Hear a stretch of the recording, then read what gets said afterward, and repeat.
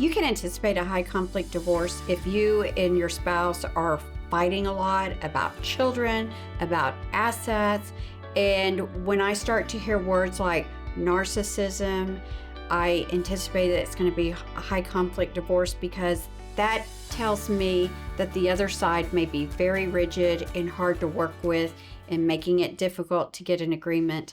And also, if one side or the other is trying to use the kids as a weapon against one spouse, that is also the sign of a high conflict divorce. Another sign of a high conflict divorce is if I hear the terms, I don't want to pay any child support.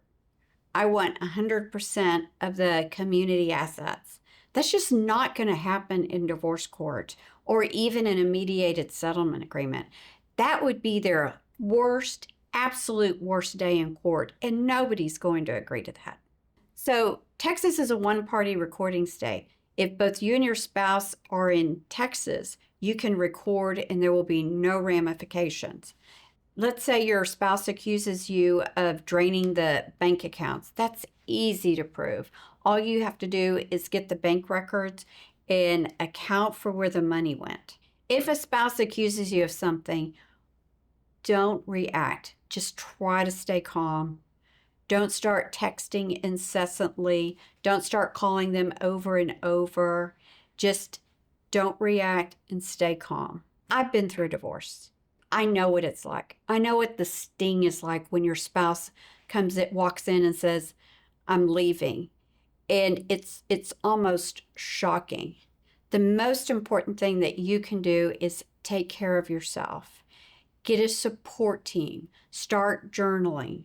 If you need to go and talk to a counselor to process your hurts, do that. It's very important. And no judge will look down on you for taking care of your mental health.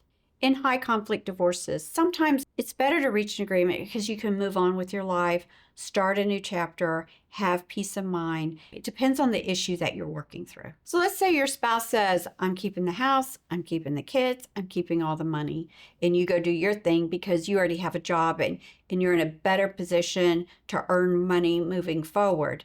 Then that is not a good situation to reach an agreement. That is something that you should fight for because no court is going to give a spouse 100% of everything, including your kids. If you see yourself dealing with a high conflict divorce, give us a call. We'd love to help you and answer your questions.